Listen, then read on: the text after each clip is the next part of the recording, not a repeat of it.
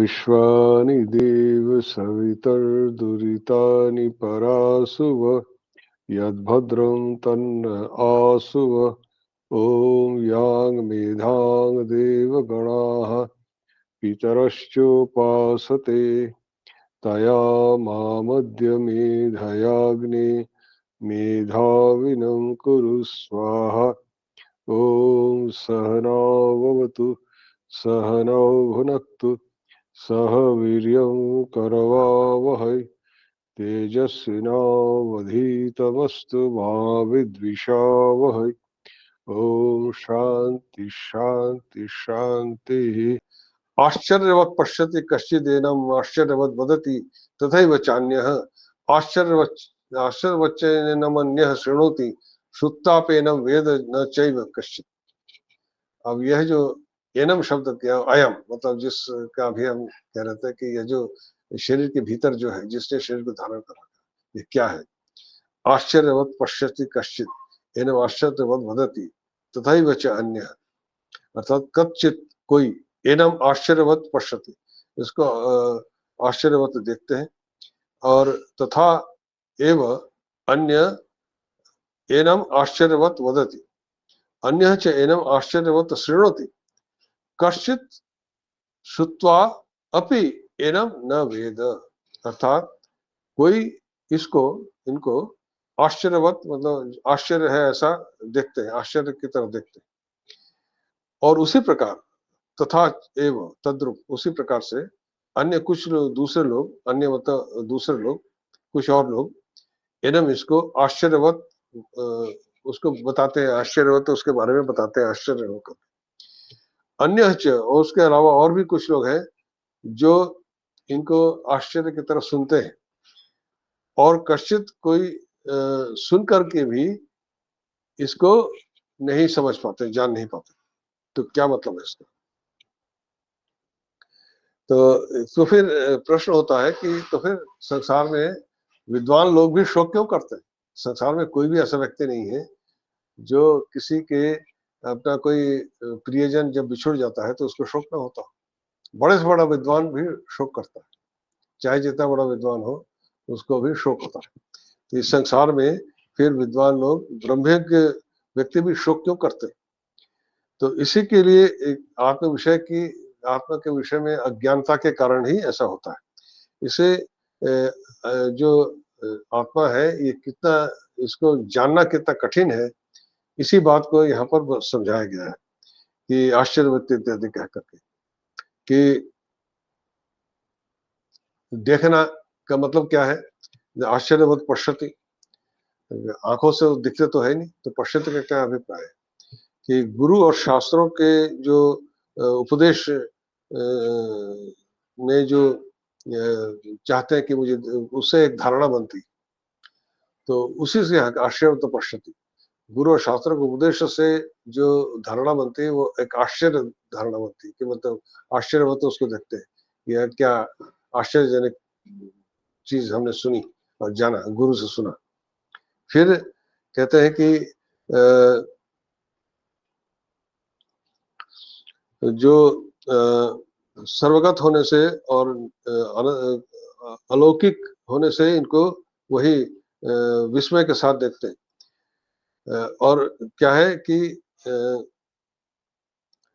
जो उसी प्रकार से जो इनकी संभावना है मतलब अलौकिक होने से जो उसके बारे में जो लोग उसको सुन करके उसके बारे में जो बताते हैं क्योंकि उसको तो देखा तो किसी ने है नहीं केवल शास्त्रों से गुरु से सुना है।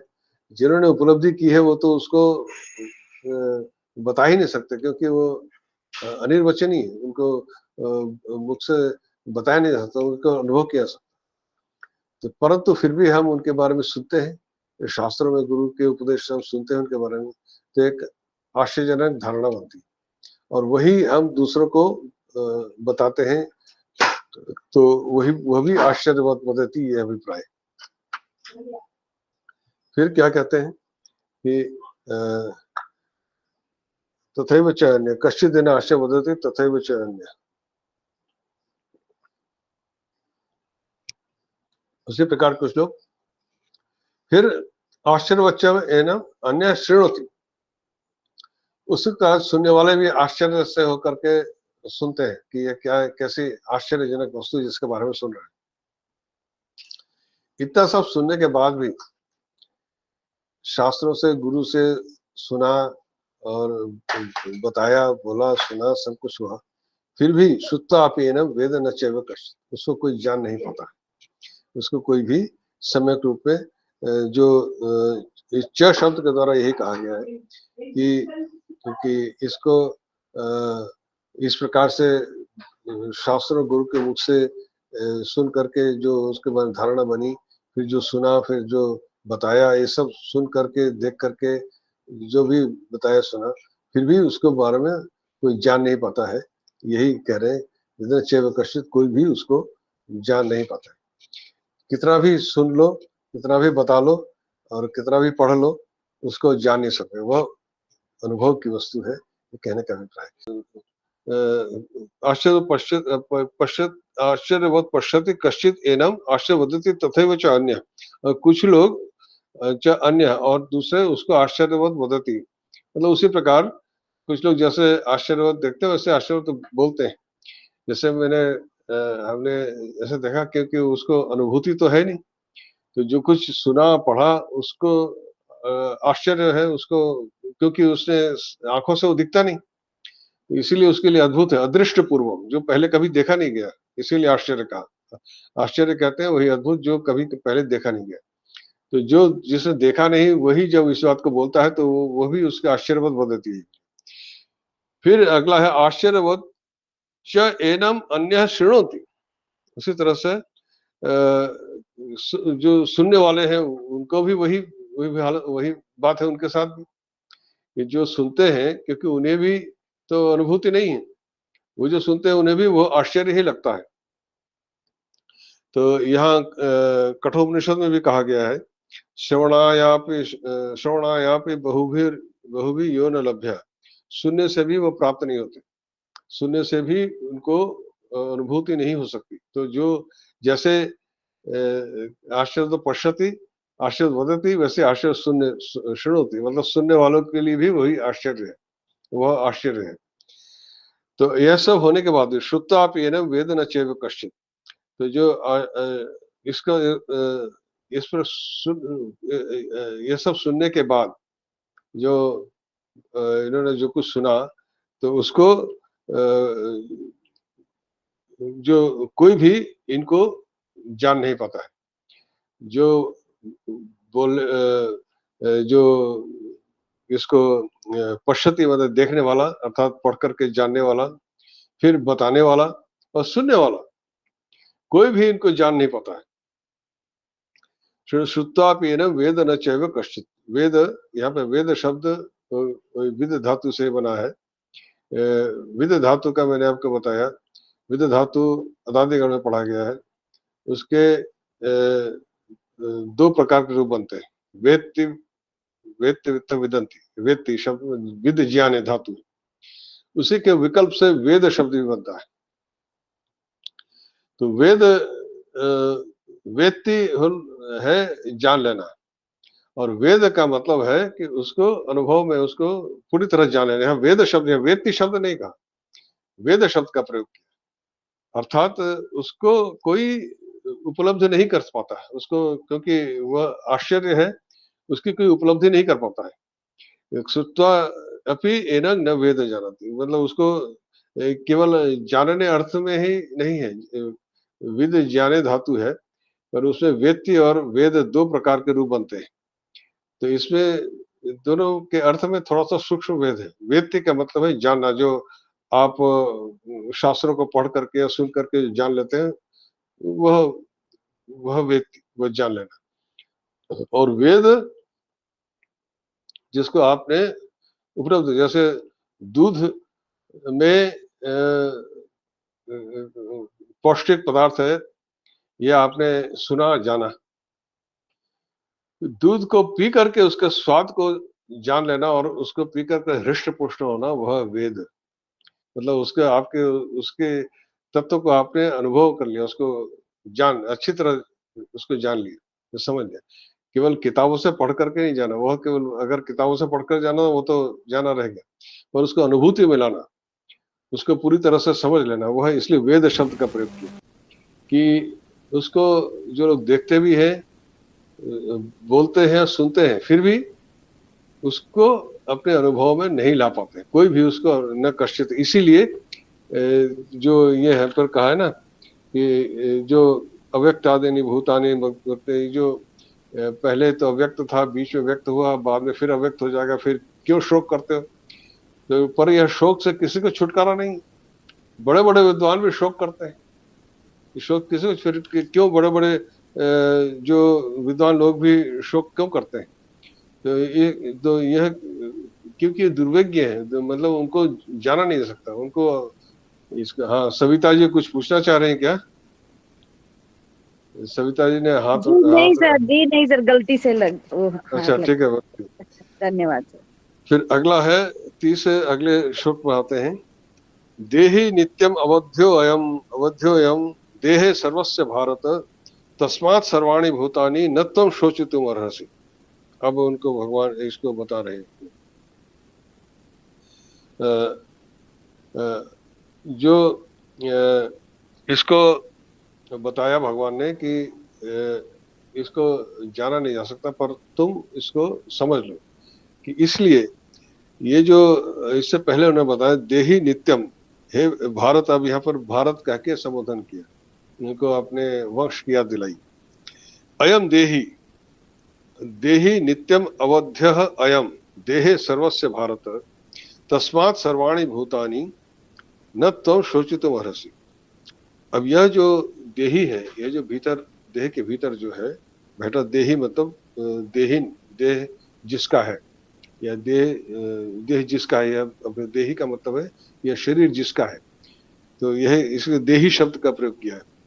तो सर्वस्य मतलब सभी, चाहे जितना कोई भी जीव है, प्राणी है, चाहे मनुष्य हो, मनुष्योत्तर हो, कुछ भी। देह नित्यम अवध्य, इसमें जब अन्वय करेंगे तो क्या होगा, हे भारत, अयम देहि सर्वस्य देहे नित्यम अवध्य तस्मात् त्वं सर्वाणि भूतानि शोचितुम न अर्हसि। यह जो देह के भीतर जो है नित्यम अवध्य, अवध्य मतलब जिसका वध नहीं हो सकता। अवध्य का मतलब है कि हन धातु से ही वध आदेश होता है। हन धातु हम जानते हैं किसी को मार देना, उसी को हन धातु को ही वध आदेश होकर के अवध्य मतलब जिसको मारा नहीं जा सकता, यह अर्थ हुआ। तो इसी से अवध्य शब्द बना। तो अवध्य मतलब उसको मारा नहीं जा सकता, यह नित्य है, मतलब नित्यम सर्वदा अवध्य। जो सभी प्राणियों को देह में यह जो आत्मा है, सभी जो देहधारी है उसके भीतर जो ये आत्मा, देही, देही का अर्थ है आत्मा, यह नित्य ही अवध्य है, मतलब यह हमेशा ही एक रूप रहता है, इसको कभी भी मारा नहीं जा सकता। नित्य मतलब सदा, सदा सर्वदा एक रूप रहने वाला, उसको कभी मारा नहीं जा सकता। शरीर तो मर के नष्ट हो गया। फिर इसलिए तस्मात्, इसलिए तस्मात् का मतलब इसलिए, सर्वाणि भूतानि, तो सभी भूतों के, सर्वाणि बहुवचन में सर्वाणि भूतानि, सभी भूतों के निमित्त, सभी भूतों के लिए, न त्वं शोचितुम अर्हसि, तुम्हारे लिए शोक करना उचित नहीं। शोचितुम अर्हसि, शुच धातु से शोचितुम बना, अर्हसि अर्ह धातु मतलब सामर्थ्य, तुमको ये उचित नहीं है, ऐसे अर्थ इसका अनुवाद करते हैं तो ऐसे होता है, तुम उसके शोक करने के योग्य नहीं, मतलब शोक नहीं करना चाहिए, तो शोक करना तुम्हारे लिए उचित नहीं, ऐसा अभिप्राय है। तो इसी का संक्षेप से एक प्रकार से उपसंहार कर दिया उन्होंने कि जो आत्मा जो है इसका अवध्य होने से तुम जो शोक कर रहे हो, तो मन में प्रश्न उठता है, तुम ये सब बातें बता रहे हो तो फिर बड़े बड़े विद्वान भी लोग शोक क्यों करते हैं? मैं तो बड़ा सामान्य व्यक्ति हूँ, अर्जुन तो बहुत बड़ा विद्वान नहीं, तो मैं शोक से कैसे छुटकारा पा जाऊंगा? तो भगवान उसको समझा रहे हैं कि यही बात, यही कह करके आश्चर्य, बड़े बड़े लोग इसलिए नहीं कर पाते हैं क्योंकि कोई भी इसको जान नहीं पाता है। पर मैं जो तुमको बता रहा हूं इसको सुनो ध्यानपूर्वक। और यह अवध्य है, ये जो बीच यह आत्मा है, इसको कोई मार नहीं सकता, इसलिए तुम्हारे लिए इसको शोक करना उचित नहीं। तुम जो यह सोच रहे हो कि इनको मैं मार दूंगा तो बड़ा पाप हो जाएगा इत्यादि इत्यादि, और शोक कर रहे हो तो शोक करने की आवश्यकता नहीं है, तुम इसके लिए शोक न करो, यह कहने का अभिप्राय। अब अगला,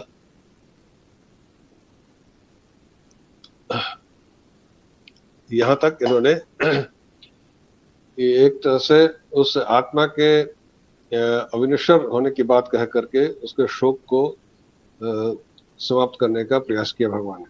लेकिन भगवान ये जानते हैं कि जैसे अभी कहा ना कि बड़े बड़े विद्वान भी इस शोक से छुटकारा नहीं पाते।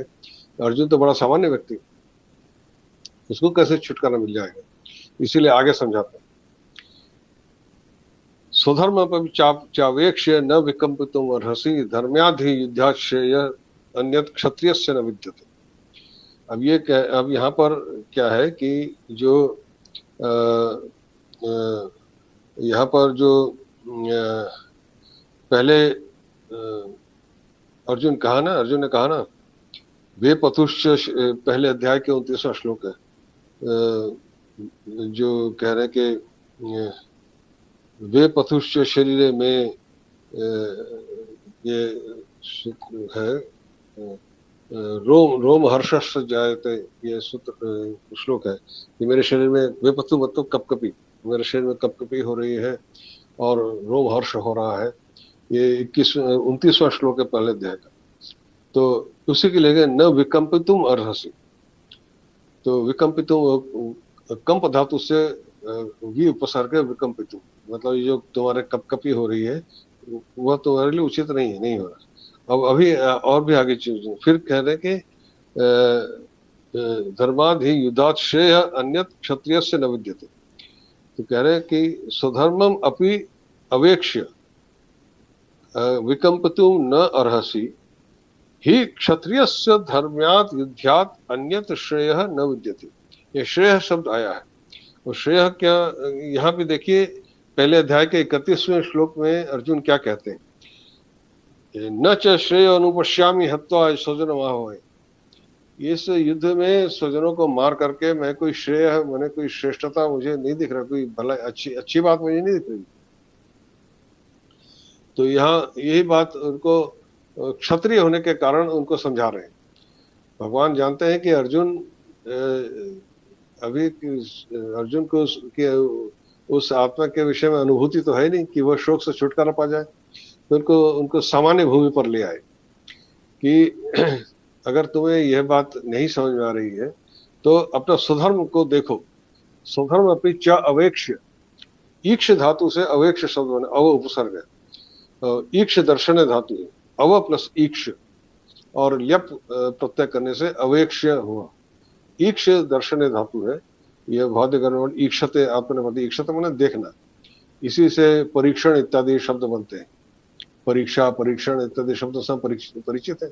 परीक्षा शब्द से तो हम बहुत परिचित हैं, बचपन से परीक्षा देते आए हैं, तो वह ईक्ष धातु से ही यह बनता है। तो ईक्ष धातु अवेक्ष, तो अपने स्वधर्म, अपना स्वधर्म अपनी चावेक्ष। स्वधर्म क्या है, क्षत्रियस्य, क्षत्रिय का, यहाँ स्वधर्म का क्षत्रिय धर्म से उन्होंने जोड़ा है। अब ये क्षत्रियस्य स्वधर्म, क्षत्रियस्य स्वधर्म, स्वधर्म अपेक्षा रसी जेहेतु क्षत्रियस्य धर्मात् युद्धात् अन्यत श्रेय न विद्यते। तो ये स्वधर्म मतलब क्या है, वो क्षत्रिय का धर्म।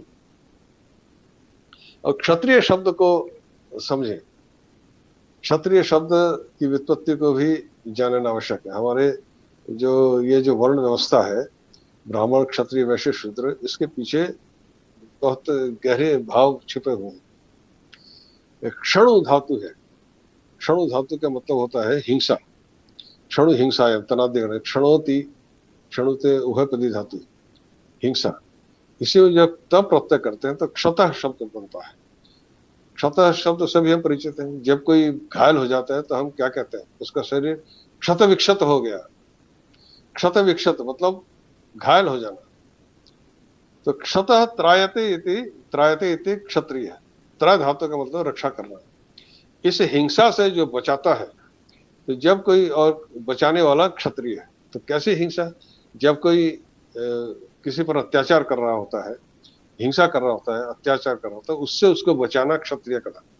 तो क्षत्रिय का मतलब यही नहीं कि केवल लड़े। इसलिए प्राचीन काल में राजा क्षत्रिय होते थे। तो राजा का धर्म क्या था कि प्रजा को शत्रुओं से, कोई आक्रमणकारी है, शत्रु से प्रजा की रक्षा करना, दुष्टों से रक्षा करना, यह क्षत्रिय का धर्म है।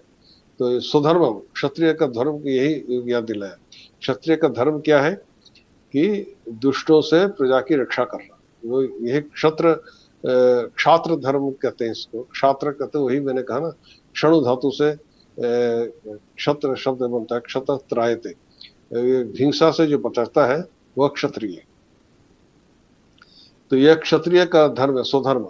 तो स्वधर्म पविच्च अवेक्ष्य न विकल्प वर्ष। तुम अपने क्षत्रिय धर्म, स्वधर्म, ये तुम्हारा स्वधर्म है, तुम्हारा, तुम क्षत्रिय है, तुम्हारा धर्म है कि इससे बचाना, हिंसा से, अन्याय से, अत्याचार से, दुष्टों से लोगों को बचाना, यह तुम्हारा स्वधर्म है। इस स्वधर्म को देख करके भी अवेक्ष मतलब देख करके भी तुम्हें न विकल्प वर्षे, तुम्हारे भीतर जो कपकपी हो रही है, होना उचित नहीं है। दूसरा क्या है? धर्म्याधि, क्योंकि धर्म्याधि युद्धात् श्रेय अन्य क्षत्रिय से विद्यते। धर्म्यात्, धर्म शब्द में एक यत् प्रत्यय करके धर्म्य बना है। धर्म का मतलब धर्म सम्मत, अर्थात धर्मयुक्त। धर्म्य एक तो शब्द है धर्म, और यहाँ धर्म्य, धर्म में यकार युक्त है। यत् प्रत्यय युक्त होने से उसका मतलब होता है धर्मयुक्त, अर्थात धर्म सम्मत। धर्म सम्मत का मतलब क्या हुआ कि यह हमारे शास्त्रों का आदेश है कि जो अन्याय अत्याचार से उसको बचाओ, दुष्ट उसकी, सज्जनों की रक्षा करो, यह धर्म सम्मत है। तो यह जो धर्माधि युद्धा, तो धर्म सम्मत युद्ध से श्रेय, श्रेष्ठ अन्य क्षत्रिय से न विद्यते। क्षत्रिय के लिए यह धर्म सम्मत युद्ध से अधिक श्रेष्ठ और कुछ नहीं है। इसलिए तुम्हारे लिए जो तुम सोच रहे हो ना कि न च श्रेय अनुपश्यामि हत्वा स्वजनम आहुए, जो स्वजनों को युद्ध में मार करके मुझे कोई श्रेय नहीं दिख रहा है, तो तुम्हारा जो क्षत्रिय धर्म है उसमें इस प्रकार का धर्म युद्ध करना ही सबसे श्रेष्ठ क्षत्रिय धर्म है। इसलिए तुम्हारी ये जो बातें हैं ये निरर्थक है।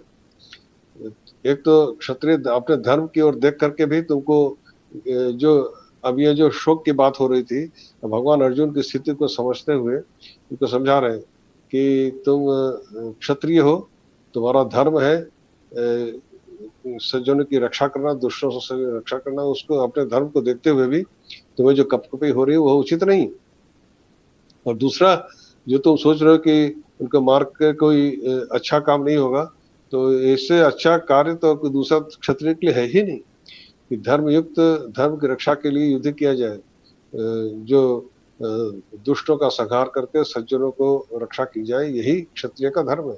तो धर्म्याद ही युद्धात, वही धर्म्याद ही युद्धात, वही धर्म युक्त युद्ध से अधिक श्रेष्ठ क्षत्रिय के लिए और कुछ नहीं। क्षत्रिय से न विद्यते, यही विद धातु से ही विद्यते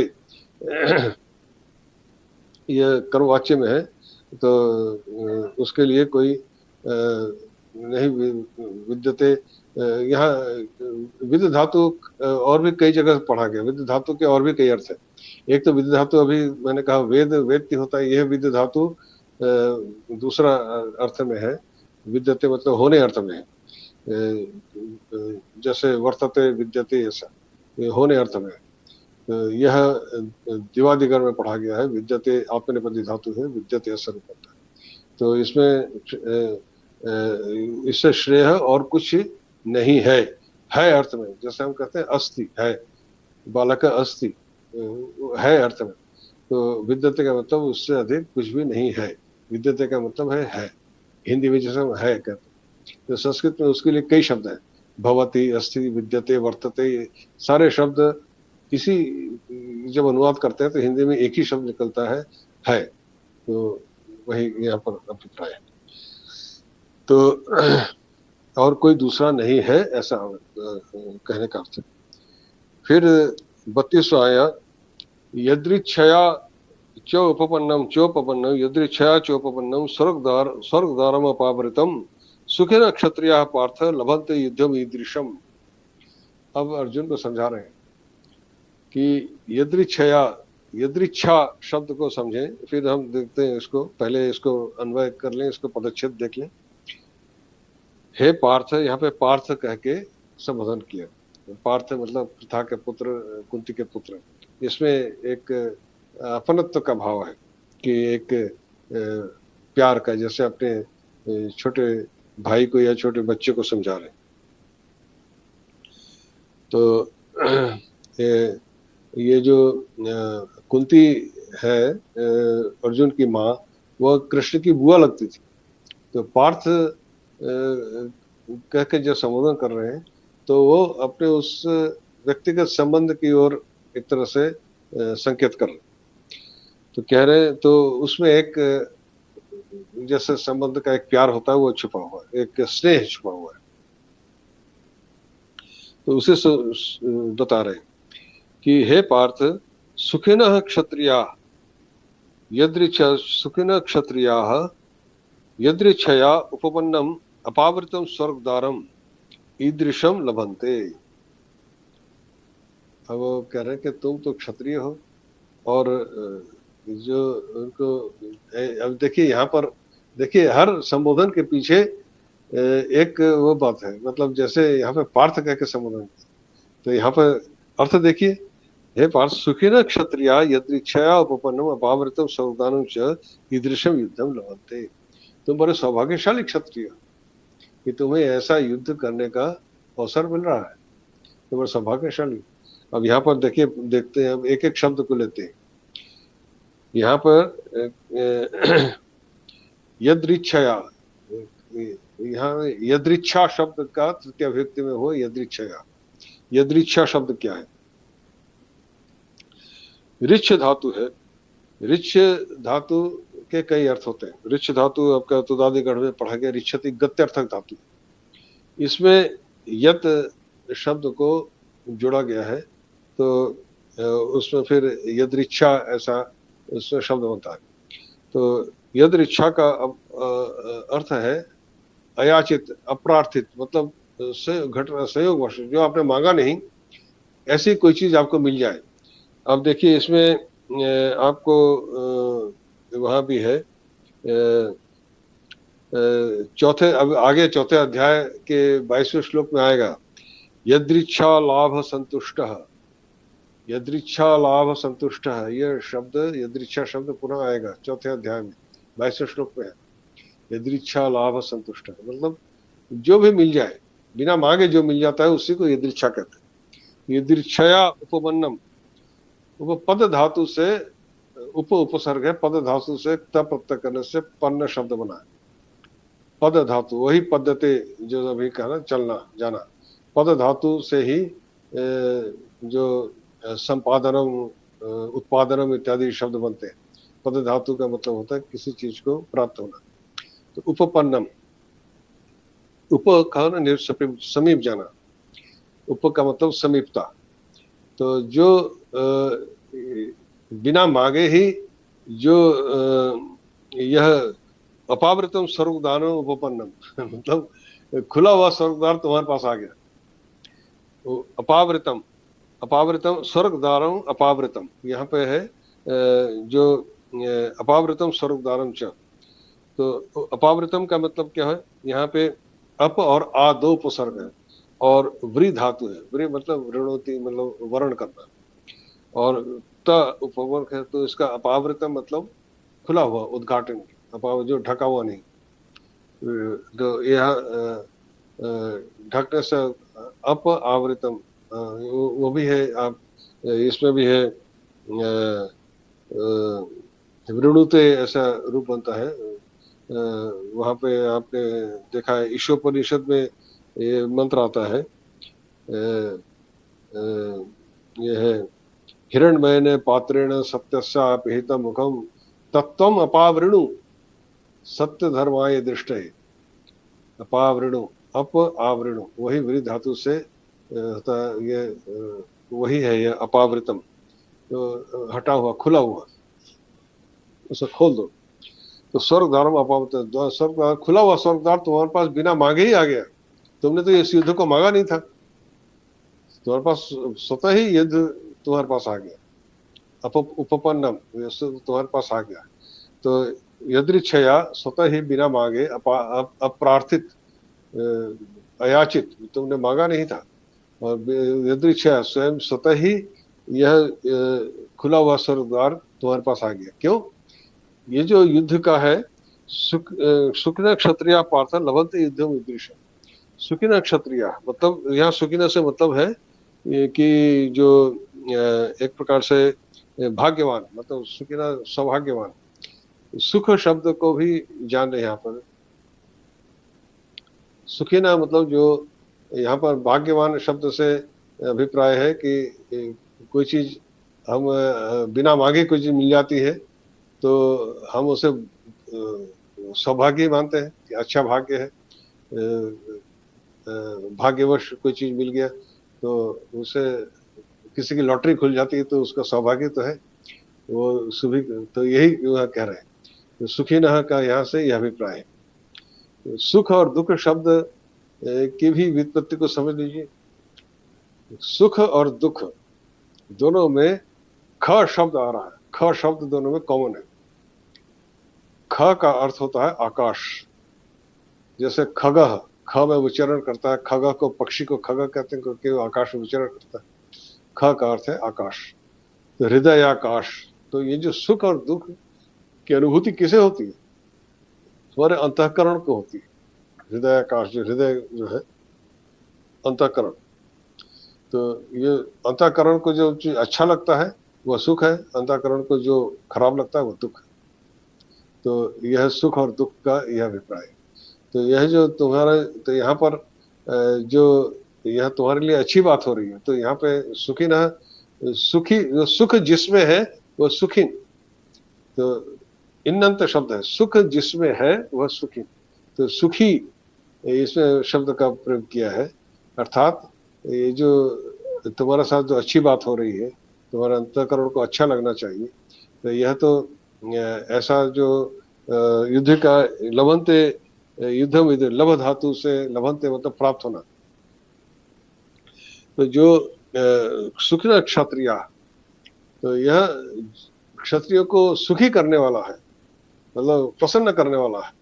क्षत्रियो को, जो क्षत्रियो के लिए इस प्रकार का युद्ध की प्राप्ति जो है सुखदायक होना चाहिए, सुखदायक होता है। तो सौभाग्यशाली हो कि तुम्हें ऐसा युद्ध करने का अवसर तुम्हें प्राप्त हो रहा है। सुखी क्षत्रिय पार्थ लभंते युद्धम अदृश्यम। तो जो क्षत्रिय जिनको इस प्रकार के लभंते युद्धम ईदृशम, ईदृशम मतलब ऐसा, ईदृश शब्द भी जैसे ईदृश, तादृश, इस शब्द ऐसा वैसा, इस प्रकार से अर्थ इसका ईदृश शब्द है। तो ईदृश शब्द की और गहराई में नहीं जाएंगे, इसका अर्थ समझ लीजिए। यह भी उसी प्रकार का शब्द है, निपातन से बनता है। ईदृश का मतलब ऐसा। तो ऐसा युद्ध, अर्थात जो धर्म युद्ध की बात इन्होंने भगवान समझाई है, ऐसा युद्ध सुखी क्षत्रियों को, सुखी क्षत्रियों को, जो सौभाग्यशाली क्षत्रिय है उन्हीं को प्राप्त होता है। तुम ऐसे क्षत्रिय हो कि तुमको, और उसको किससे तुलना की? खुले और स्वर्गद्वार से तुलना की। जैसे बिना मांगे ही तुम्हें ऐसे युद्ध करने का अवसर प्राप्त हो गया, मिल गया। ये एक प्रकार से जैसे खुला हुआ स्वर्गद्वार हो, ये कह रहे। तो ये इसका ईदृच्छा मतलब अप्रार्थित। तो क्षत्रिय का यह तो अर्थात कहने इस प्रकार का युद्ध जो प्राप्त करते हैं वे ही सुखी हैं। जो यहाँ पे सुखी ना मतलब का अभिप्राय यही है कि इस प्रकार के जो क्षत्रिय जो इस प्रकार का युद्ध प्राप्त करते हैं वे ही सुखी।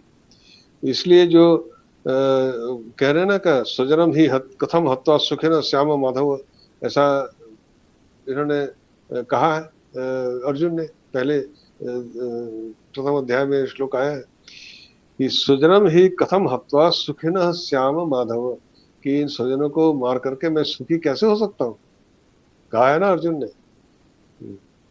स्वजनम ही कथम हत्वा सुखिनः श्याम माधव, कैसे हम लोग सुखी हो सकते हैं। तो वही कह रहे हैं कि ऐसा जो इस प्रकार का युद्ध जो लोग प्राप्त करते हैं क्षत्रिय, वे ही सुखी हैं। तुमको ये युद्ध प्राप्त करने अवसर प्राप्त कर रहे हो, यही तुम्हारा सुख का, यही तुम्हारे लिए सुख है। उनको मार करके सुख की बात मत सोचो। तो जो युद्ध करने का जो अवसर प्राप्त हो रहा है, यही तुम्हारे लिए सुख का कारण है। इसमें धर्म युद्ध करने का, तुम क्षत्रिय हो तो ऐसे प्रकार धर्म युद्ध करने का अवसर तुम्हें प्राप्त हो रहा है, यही तुम्हारे लिए सुख का कारण है। इसलिए तुम उनको मार करके तुम कैसे सुखी हो सकते हो, ये सब जो तुम्हारे सुख की अवधारणा गलत है। तो जो सोच रहे हो कि उनको मार करके हम राज्य सुख भोग करेंगे और आनंद करेंगे, वह तुम्हारी सुख की अवधारणा गलत है। तुम्हारा सुख इसमें है कि तुम्हें यह धर्म युद्ध करने का अवसर प्राप्त हो रहा है, यह इसमें तुम्हारा सुख है। तुम्हारा सुख इसमें नहीं है कि तो उनको मार करके राज्य भोग करोगे।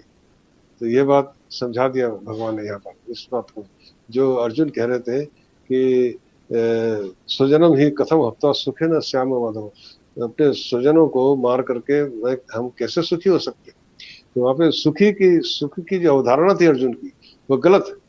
यहाँ इन्होंने समझा दिया भगवान ने कि तो सुखी तुम इसलिए हो क्योंकि तुम्हें इस प्रकार का धर्म युद्ध करने का तुम्हें अवसर प्राप्त हो रहा है, जो कि खुले हुए स्वर्गद्वार के समान है।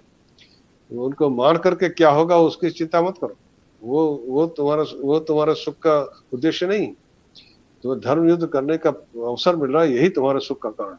सुखिना यह है, सुखिना क्षत्रिय पार्थ लभंत युद्धम ईदृश, यह करके उन्होंने उसके उस संदेह का निराकरण कर दिया कि इनको मार करके मैं सुखी कैसे हो सकता, कि तुम्हारा सुख की अवधारणा गलत है। तुम सुखी इसलिए हो क्योंकि तुम्हें यह युद्ध करने का अवसर प्राप्त हो रहा।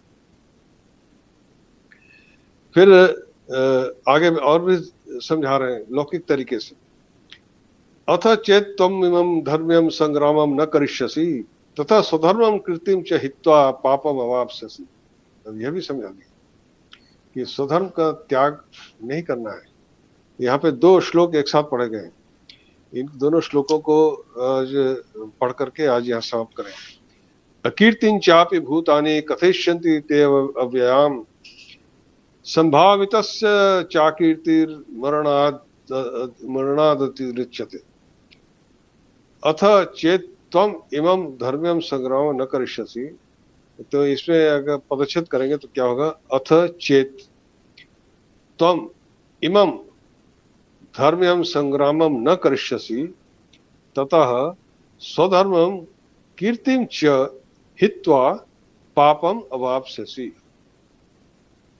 तो कह रहे हैं कि इससे पहले श्लोक में बताया कि यह जो अवसर है तुम्हारे पास बिना मांगे ही उपस्थित हो गया है और यह खुले स्वर्गद्वार के समान है।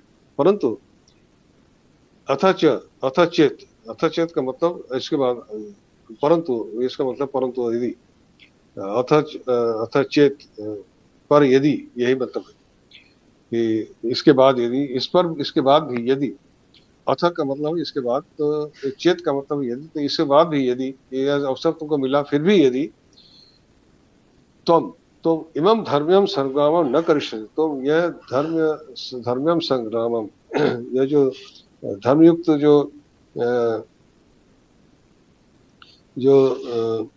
धर्मयुक्त जो संग्राम है, युद्ध है, संग्राम मतलब युद्ध, न करिष्यसि न करोगे, करिष्यसि क्रिय धातु का लिट लकार मतलब भविष्य कालिक है, करिष्यसि नहीं करोगे, ततः तब स्वधर्मम कीर्तिम च हित्वा, स्वधर्मम तो जो अभी कहा ना, यहाँ पर कहा, इससे पहले कहा ना, एकत्र स्वधर्म अपनी चावेक्ष विकल्प न, स्वधर्म तो क्षत्रिय का स्वधर्म क्या है ये बता दिया।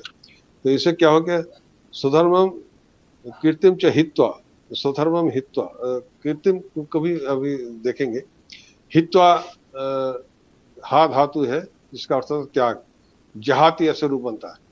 हा धातु जुहोत्यादि गण में पढ़ा गया है, जो व्याकरण पढ़ते हैं जानेंगे।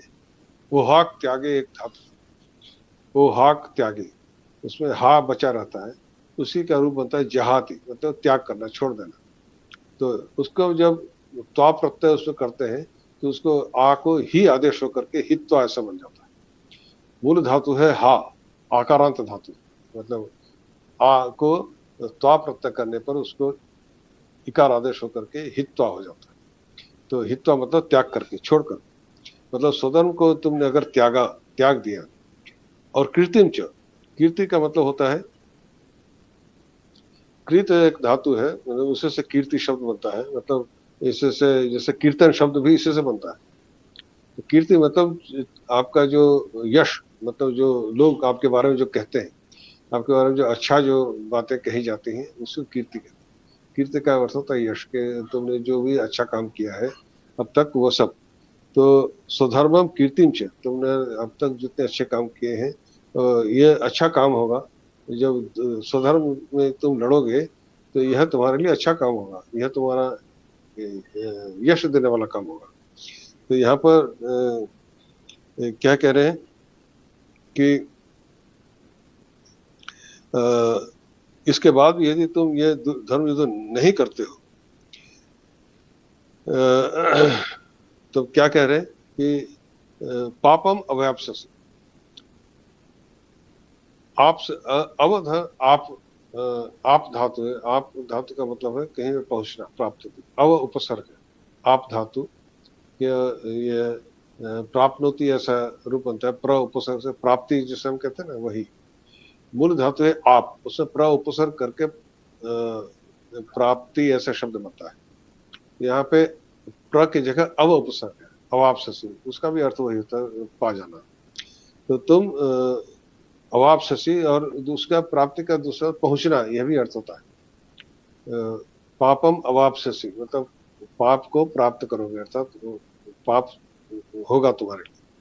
तो अवाप्स्यसि का मतलब यही हो गया कि तुम पाप को, और पाप का क्या मतलब है कि पाप का जो अर्थ है वही है ये पा धातु से पाति रक्षति, मतलब रक्षा करना, पाति रक्षति आत्मानम अस्मात्, जिससे अपने आप को, जिस चीज से रक्षा की जाए, मतलब अपने को बचाना चाहिए, वो पाप है। मतलब जो कार्य निषिद्ध कार्य है उससे उनको पाप कहा गया। तो यही है, देखिए कुछ न करना भी कर्म में भी आता है, तो केवल कुछ करना भी एक जैसा कर्म है, निठल्लापन भी उसी में आता है, अकर्म। तो यहाँ पर देखिए, अगर तुम नहीं करते हो, न करिष्यसि, युद्ध नहीं करते हो, तो पापम अवाप्स्यसि, वह जो तुम्हारा अकर्म है, न करना है, वह तुम्हारे लिए, धर्म युद्ध का न करना तुम्हारे लिए निषिद्ध कार्य, मतलब जो तुम्हारे लिए, तुम क्षत्रिय हो, तुम्हारे लिए आदेश है कि तुमको धर्म युद्ध करना है, और यदि तुम उससे हटते हो तो स्वधर्म से तुम हट गए, तथा स्वधर्म के हित्वा मतलब हट गए, छोड़ दिया तुम, तो यह तुम्हारे लिए पाप होगा, यह तुम्हारे लिए पाप हो, क्योंकि तुम शास्त्र विरुद्ध यह होगा तुम्हारे लिए। तुम्हारे लिए शास्त्र में धर्म रक्षा के लिए युद्ध कहते हैं कि अकीर्तिम चापि भूतानि, अब अगला कहते हैं अकीर्तिम चापि भूतानि कथयिष्यन्ति ते अव्ययाम संभावितस्य चाकीर्तिर मरणात् अतिरिच्यते। तो कह रहे अगले श्लोक में इसी के साथ में है। तो भूतानि, इसमें क्या कह रहे हैं कि भूतानि च ते अव्ययाम अकीर्तिम अपि कथयिष्यन्ति। भूतानि मतलब भूत समूह, मतलब सामान्य जो लोगों की बात कही जा रही है, लोग, ते तुम्हारे लिए, अव्ययाम अकीर्तिम मतलब अव्यय का मतलब शाश्वत, मतलब हमेशा के लिए, सदैव। अव्यायाम तो मतलब जो व्यय नहीं होता, मतलब वो लगातार मतलब वो जिसमें जिसमें कमी नहीं होना, कमी न होना। जब कोई हम कोई व्यय करते हैं तो पैसा हमारे पास होता है, व्यय करते हैं, पैसा कम हो जाता है। तो अव्यय का मतलब यही कह रहे हैं कि उसमें निंदा में कोई कमी नहीं होगी। अव्ययाम कथयिष्यन्ति अकीर्तिं चापि, अकीर्ति मतलब निंदा करना।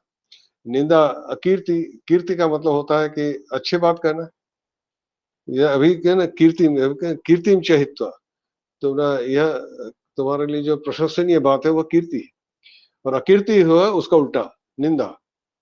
न कीर्ति अकीर्ति उल्टा, मतलब अकीर्ति है निंदा से अभिप्राय है। तो ये सभी कथिष्यन्ति, सब लोग तुम्हारी ये निंदा करते रहेंगे। अव्याम का मतलब वही है कि जो वो कभी बंद नहीं होगा, वो निंदा तुम्हारी लगातार चलती रहेगी हमेशा के लिए। अव्यय का मतलब ये है कि जिसमें कुछ कमी नहीं होती, वो कम नहीं पड़ेगा, वो कभी बंद नहीं, खत्म नहीं होगा। वो निंदा हमेशा लोग करते रहेंगे तुम्हारी, सदा के लिए। और फिर संभावितस्य च अकीर्ति ही मरणाद अतिरिच्यते, इसको प्रदर्शित करेंगे तो क्या होगा? संभावितस्य च अकीर्ति ही मरणाद अतिरिच्यते। संभावितस्य का मतलब क्या है? सम उपसर्ग भू धातु से किया गया है, ऋच प्रत्यय करके। भावित का मतलब चिंतन, भावित भावयति ऐसे चिंतन करना ऐसा अर्थ होता है। तो भू धातु का मतलब होता है होना। भवती ऐसा, पर उसको ऋच प्रत्यय करते हैं तो भावयति ऐसा होता है, उसका अर्थ होता है चिंतन करना, सोचना। तो उसके और उस सम उपसर्ग करेंगे तो संभावित, उसमें त प्रत्यय करके संभावित शब्द बनता है।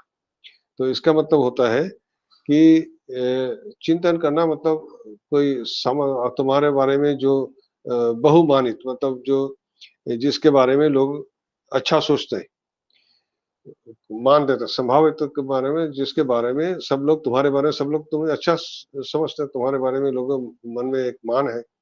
बहुमानित का मतलब, संभावित का मतलब है कि बहुत से लोग जिसको सम्मान देते, मान देते, क्योंकि अर्जुन बहुत बड़े योद्धा है, क्षत्रिय है, इसके कारण से, और हमेशा अच्छे कर्मों में लगते हैं, तो इसलिए उनका समाज में, लोगों में बहुत बड़ा मान है। तो संभावतः से अकीर्ति, जब ऐसे बहुमानित व्यक्ति का जब लोग निंदा करने लग जाएं, तब क्या होता है? मरणाद अतिरिच्यते, वो मृत्यु से भी अधिक कष्टकर होता है, मृत्यु से भी अधिक होता है। कहते हैं इससे तो मरना अच्छा था। तो मृत्यु से अधिक होता है कि मनुष्य मृत्यु नहीं चाहता।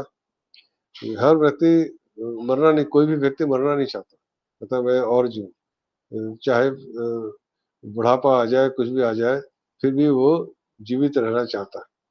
कि अधिक से अधिक हम आशीर्वाद करते हैं, दीर्घायु भव इत्यादि आशीर्वाद करते हैं, तो अधिक से अधिक समय तक वो जीवित रहना चाहता है।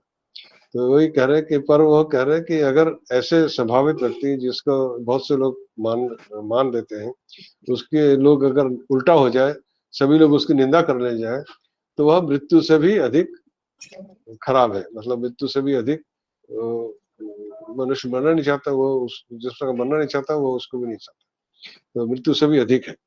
यह इस प्रकार से ये है। तो आज इतना ही। इसके बाद हम अगला श्लोक इसके बाद पढ़ेंगे। उसके बाद भी जो बातें कही गई हैं वो भी महत्वपूर्ण है। इस अध्याय में यह द्वितीय अध्याय सबसे लंबा है, मतलब 18वें अध्याय सबसे लंबा है, उसके बाद दूसरा अध्याय नंबर 2 पे है। इसमें बहुत सी चीजें हैं जो हम धीरे धीरे समझेंगे। ॐ द्यौः शान्तिरन्तरिक्षगुं शान्तिः पृथिवी शान्तिरापः शान्तिरोषधयः शान्तिः वनस्पतयः शान्तिर्विश्वे देवाः शान्तिर्ब्रह्म शान्तिः सर्वगुं शान्तिः शान्तिरेव शान्तिः सामा शान्तिरेधि ॐ शान्तिः शान्तिः शान्तिः।